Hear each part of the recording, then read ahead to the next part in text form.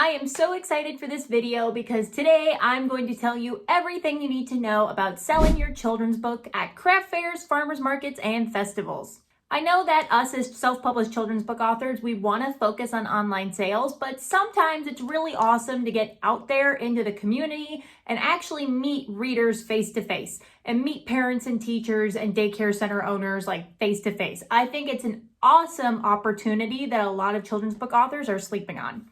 And if you don't know me already, hi, my name is Harley, and I'm an award-winning self-published children's book author and illustrator. I have written, illustrated, and published 3 books so far. I've been in the publishing game for about 3.5 years, and from publishing my children's books, I have made this into my full-time gig. I have learned how to become a professional social media manager, virtual assistant, as well as a children's book marketing coach. If you ever need like a one-on-one planning strategy where you want to talk to somebody who's been through the trenches, knows exactly what you need to do to market and sell your children's book, believe me, I've been there, I've done that. So go in the description down below if you ever need a one-on-one call for a tailored marketing strategy for your children's books. And I also just launched mini coaching sessions. So if you don't want to commit to a full hour, like you've got some quick questions and you don't want to pay as much, I've got mini sessions too. So the thing about in-person markets and festivals and events in general is you get to talk to people face to face and you get immediate feedback and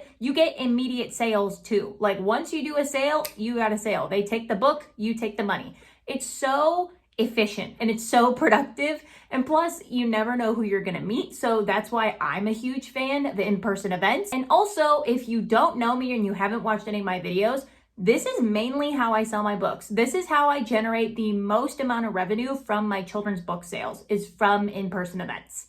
So obviously I'm a little biased. Like I still sell my books online and I stock them in stores, but this one is so consistent.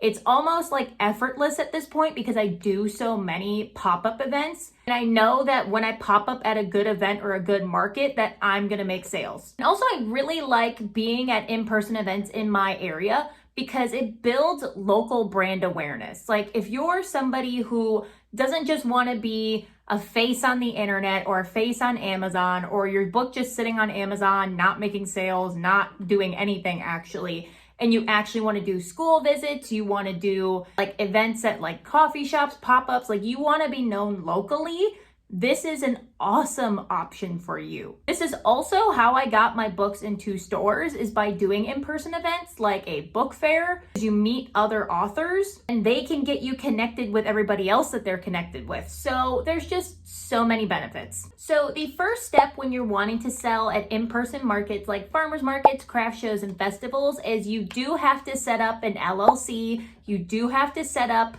an actual business in your state. I did that in 2023 because I knew that like I was going to be making sales and I would be selling in person. So I would have to charge sales tax. I'd have to file taxes. So you have to have all that set up. And don't get too discouraged about that. Like I know there are some pop-up events, like you could probably go to a bookstore and they're not going to need an LLC. But if you're a children's book author and you're trying to make money from your children's books, and like not just like a little bit of money, like more than $600 a year money, which I hope most of you watching this do, you should set up an LLC just to protect yourself and give you the most opportunities possible. I did mine online. I didn't have a lawyer. Like I just set it up by myself. So you don't have to make it any harder than it should. But of course, I'm not a legal professional, so I'm just telling you what I did. You should also set up a different business savings account and checking account. I like to keep all of my money like separate. I don't want to mix things up. I want to keep it pretty organized. So it's also best when you're filing your taxes too as an LLC to do it that way. But like I said before, I'm not a tax professional or an accountant. So speak with one in your area to actually get a plan set up for your business. Sliding in here really quick to share with you a really beneficial mini course that I just launched. It is called the Free Traffic Formula Workshop. This workshop is ideal for children's book authors that are looking for a way to grow their book sales online, grow their traffic on their website, grow their email list, and in turn grow their audience at the same time in almost a passive system. And all without the use of ads, not a single penny. Now, this is my signature system. I have perfected this over the past 3 years, and this is what I do every single day while I'm sleeping, while I'm eating, while I'm doing anything. This is working for me in the background, and this is what my website traffic looks like because of this system. When I first published my book, I thought that posting on Instagram and just having my book available on Amazon would be enough to make daily passive sales, or even just getting eyeballs on my book for brand awareness. And boy, was I wrong. I created this system to help me and now children's book authors like you solve this problem that we are having every single day. And because you are part of my lovely YouTube family, I am offering this at 20% off. And this is a mini course. This is really, really cheap to begin with. So now I'm offering 20% off to my YouTube family with the code YouTube20 in the checkout link down below. Get your hands on that. It's only an hour long, so you can crank that out really quickly and start implementing the strategies as soon as today. Thank you so much for your time, and now back to the video. So once you've got all those business assets set up, then you need to find the right kind of event. So this one does take a little bit of time. It took me a couple years of weeding through different events and what events get the most traffic. And that's the thing. You got to find events that have a lot of traffic. Let's say there's an event organizer that's promoting a new craft fair or craft show in a Facebook group and saying, oh, first time having this craft show. I probably wouldn't vend at that one. I vended at that kind of fair before. We only had 25 bodies that were not people that were vendors or any aspect of the business related. Only 25 people showed up to that. And a lot of them were just browsing and they wanted to get entered into the raffle to get free stuff. I didn't sell very many books, but I did sell to other vendors. So my point being, don't do a first time craft show. Don't do it. If you see that an event organizer is this is our first time doing it, don't do it. Because the traffic is probably going to be bupkis and then you have wasted your time and your money. So what you can do is you can wait until the second year or the third year when they're hosting that event again. And you can reach out to other vendors and ask them, hey, how was the traffic? How did you do? How are your sales? Yada, yada, yada. There's so many things that you can do. So you should find an event that has a lot of traffic and has been around for a significant period of time. What I found for me that works to sell my children's books are farmers markets. I know, shocking, farmers markets, because you don't have to be a farmer to sell at a farmer's market, by the way. Craft shows that have been around for a long time and they're organized very well and there is guaranteed foot traffic. Seasonal festivals are really big. I know I do a strawberry festival every year and a fall festival pretty much every year. And those, they're so highly populated. There's so much foot traffic that you're crazy not to do those. So look into those around your area. Also, book fairs or school events. I did a book fair recently and honestly, I just made back my table rent for that day, but I had people come up to me in the book community in my local area and I got my books into their stores and I get a check from those stores at least every other month for them selling my books. So it's a win-win right there. And this is something that I did to make sure that these were the right events for me and to see what the traffic was gonna look like is I actually went as a guest. I went as a visitor and I scoped them out and I was okay, what kind of vendors are here? Do they all have to have a white tent? Because there are some events where you just have to have a white tent. You can't have a colored tent. What are people selling? What does the audience look like? All that. So you can scope it out beforehand before you put any money into it. Now, a big downside to selling at in-person events is you have to buy materials and inventory before you can even sell. It's not like Amazon KDP where it's print on demand. So if you don't sell anything, you don't pay for anything or you just don't get paid. Whereas this, you have to drop money up front in order to even just get there and sell. So that may turn some people off, but I really like having the inventory and the materials because I buy my table set up, I bought my banners, I bought my tent, and I know that those are gonna last me long enough where I don't need to buy them again. And then if somebody asks me if I want to come to this store for a pop-up, I've got everything I need and I can just pop up and sell books. So I really like having the freedom and versatility with it. So this one I'm not going to delve into too much because I already have a playlist for in-person events and I'm going to link it right here for you. So go ahead and watch this after this video. I will have it linked in the end screen of this video as well. So just watch this video through and then go to that playlist and I'll tell you step by step what you should do for branding, signage, all your necessary supplies. And also when it comes to having books up front and like having inventory for books, if you don't know you're going to sell that much, don't buy as much. So the cool thing about Amazon KDP is you can purchase author copies on your Amazon KDP bookshelf. You don't have to pay full retail price and you basically get it at print cost. So then you can take that cost and double it and then that's what you sell it for. I'd say pricing is a really important aspect of selling at in-person events because you do want to make money and you do want to make a profit after all this, but you also want to be accessible to people who are at these markets or festivals or fairs. Because if you're selling a book, like let's say you're selling a paperback book for $15, you might not get very many sales. For reference, I sell my paperback books, which are 8.5 by 8.5 for $9.99 a piece. And I know that sounds like pretty cheap, but like that's my thing. It's like I want to be as accessible as possible to people who want to buy books for their kids or their grandkids or their classroom. Like I want to be accessible. I want to be a no-brainer. So that's how I am with my pricing strategy. But also I'm still making money after they buy a paperback book, so I'm comfortable with my pricing. And for my board books, when I sell my board books in person, I sell those for $12.99. And I actually make a better profit on my board books than I do my paperback books because I had those mass manufactured. So I had them printed in bulk and I paid, I think like $2-ish a piece.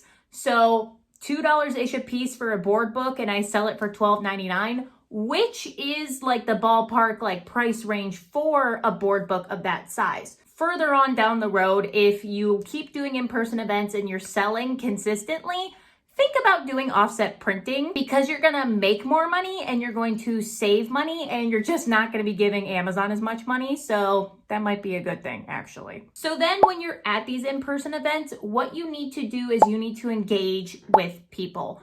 So what I do is like, I don't like to be that person that's like flagging people down. I don't like doing that. I like to sit in my chair. I always have work to do. I'm an illustrator, so I bring my iPad and my Apple Pencil and I'm working on client work. Like I make activity books for clients, so I work on their activity pages. I work on illustrating my new book. I'm just like working. And then if I see somebody like stopping and looking at my books and like reading the signage, then I'll say like, good morning, good afternoon. You know, just like something really simple where it's not like, I'm not going to sell to you. Like I want you to peruse, but of course everybody has their own selling system and that's just mine. And once people are engaged after you say your greeting, if they're like, oh, like they're still reading the book and they're still there and they don't leave, because typically if you say, oh, good morning, good afternoon, and then they leave, they're not interested. So if they linger for a little bit and they're reading the materials or the books, you can slide in some little tidbits. Like if they pick up one book, like if somebody picks up this book, Doppy Saves the Bees, I tell them this is my best-selling book. Teachers love this book because it teaches kids 3 simple ways on how they can help save the bees in their daily lives. And when I say that, people are like, oh, really? And I'm like, yeah, really. Like, and you tell them actual facts about your books and how it can help benefit them. So of course that will come with time. But I think when you come up with like little taglines or just little like tidbits that you can say or mention about books is very helpful. And while you're at the event, you should always have a business card of some sort. So I used to have business cards, and on my business cards, I had like a QR code that led to my website where people could download free activities and coloring pages on the back. And I also had my Instagram, my Facebook, all that. But I actually just revamped my business card strategy because I was like, okay, you know what?